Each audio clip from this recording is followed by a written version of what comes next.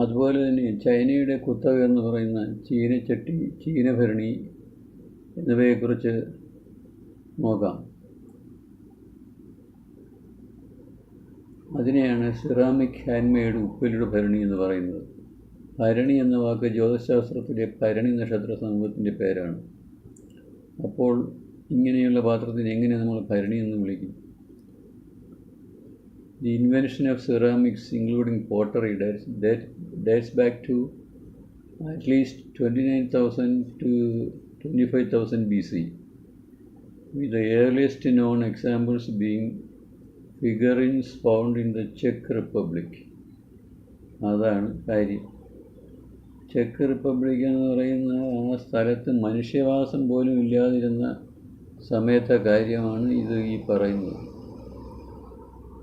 ഇങ്ങനെയൊക്കെയാണ് സയൻസും ചരിത്രവും എഴുതി വച്ചിരിക്കുന്നതെന്ന് നമ്മൾ ഓർക്കണം. ഇവിടെയാണ് പ്രശ്നം. സംഗതി വൈരുദ്ധ്യമായി.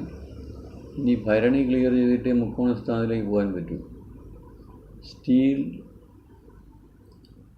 സ്റ്റീല് അതുപോലെ തന്നെ ഭരണി, ഇംഗ്ലണ്ടിലെ വ്യവസായ വിപ്ലവം എന്നിവയുടെ പ്രത്യേക എപ്പിസോഡുകൾ പിന്നീട് ചെയ്യാം. പണ്ടത്തെ കണ്ടുപിടുത്തങ്ങളെക്കുറിച്ച് നൂറുകണക്കിന് എപ്പിസോഡുകൾ ചെയ്യാൻ കഴിയും. പുരാതന ലോകത്തിലെ കണ്ടുപിടുത്തങ്ങളെല്ലാം തന്നെ ഭാരതത്തിലാണ് നടന്നിട്ടുള്ളത്. ഇതിനൊരു പ്രധാന കാരണം പുരാതന ഭാരതത്തിലാണ് ആദ്യമായി മനുഷ്യ പരിണാമം സിദ്ധിച്ചത് എന്നതുകൊണ്ടാണ്. അതുകൊണ്ടാണ് പുരാതന കാലത്ത് ലോക ജനസംഖ്യ എന്നാൽ ഭാരതത്തിലെ ജനസംഖ്യയായി മാറുന്നത്. അതായത് ജംബുദ്വീപിലെ പന്ത് എന്ന വിശാല പ്രദേശത്തിലെ ജനസംഖ്യയായി മാറുന്നത്. പഴയ കാലത്തെ രാജ്യങ്ങളുടെ ജനസംഖ്യ നോക്കുക. വേൾഡോമീറ്റർ, അതായത് പോപ്പുലേഷൻ്റെ ഓരോ സെക്കൻഡിലെയും കണക്കെടുക്കുന്ന യന്ത്രമാണ് വേൾഡോമീറ്റർ. വേൾഡോമീറ്റർ പ്രകാരം 1951 ലോക ജനസംഖ്യ 254 കോടിയായിരുന്നു. ഒന്നുകൂടെ പറയാം, 1951 ലോക ജനസംഖ്യ 254 കോടിയായിരുന്നു. ഇപ്പോൾ ഭാരതത്തിൻ്റെ ജനസംഖ്യ 142 കോടിയിലധികമാണ്.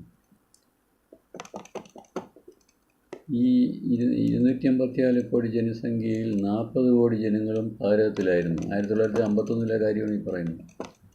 ഇതിൽ നിന്ന് മനസ്സിലാക്കാം പുരാതന കാലത്ത് ഭാരതത്തിൽ മാത്രമാണ് കൂടുതൽ ആളുകൾ വസിച്ചിരുന്നതെന്ന്.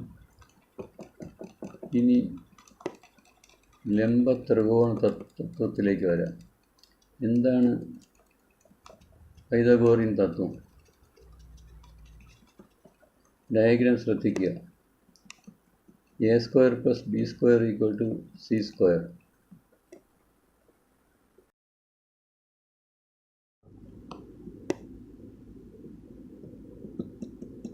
ലംബ ത്രികോണങ്ങളെക്കുറിച്ചുള്ള ഡയഗ്രാമുകൾ കണ്ടുവല്ലോ.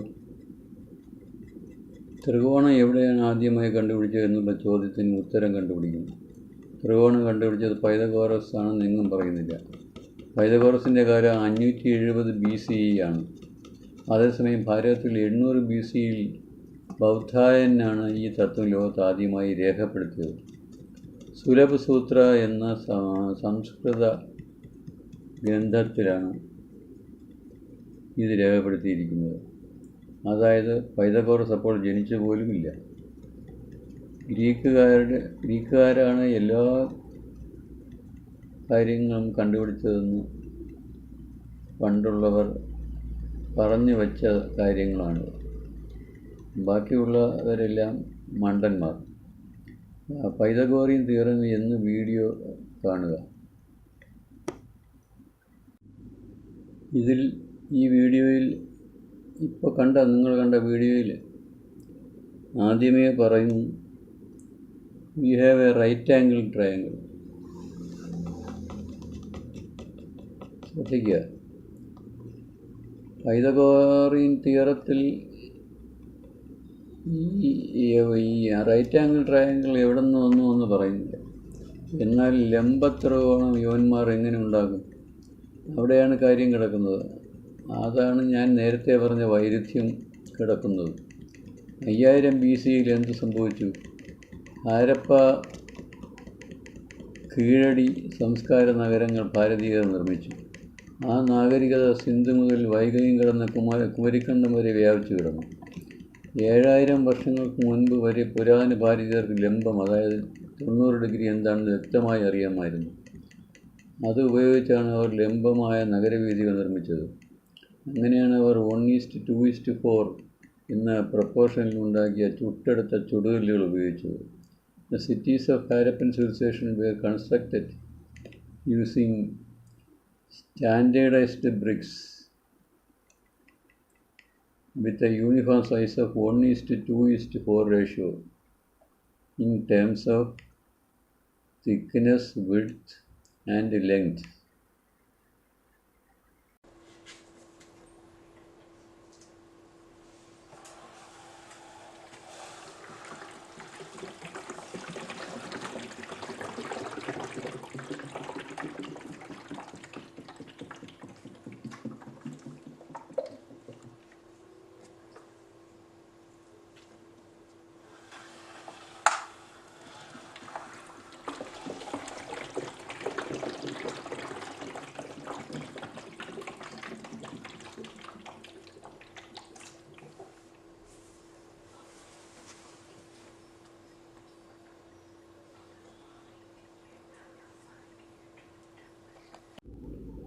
പൈതഗോറിയൻ തത്വം വീഡിയോ കണ്ടല്ലോ. A² + B² = C². അതായത് പാദം സ്ക്വയർ പ്ലസ് ലംബം സ്ക്വയർ = കർണം സ്ക്വയർ എന്നാണ്. ത്രികോണം എവിടെയാണ് ആദ്യമായി കണ്ടുപിടിച്ചത് എന്നുള്ള ചോദ്യത്തിന് ഉത്തരം കണ്ടുപിടിക്കണം. ത്രികോണം കണ്ടുപിടിച്ചത് പൈതഗോറസ് ആണെന്നെങ്ങും പറയുന്നില്ല. പൈതഗോറസിൻ്റെ കാലം 570 BCE. അതേസമയം ഭാരതത്തിൽ 800 BCയിൽ ബൗധായനാണ് ഇപ്പോൾ പറയുന്ന പൈതഗോറസ് തത്വം ലോകത്ത് ആദ്യമായി രേഖപ്പെടുത്തിയത്. സുലഭസൂത്ര എന്ന സംസ്കൃത ഗ്രന്ഥത്തിലാണ് ഇത് രേഖപ്പെടുത്തിയിരിക്കുന്നത്. അതായത് പൈതഗോറസ് അപ്പോൾ ജനിച്ചു പോലും ഉണ്ടാവില്ല. പൈതഗോറിയൻ തിയറം എന്ന വീഡിയോ വീണ്ടും കാണുക.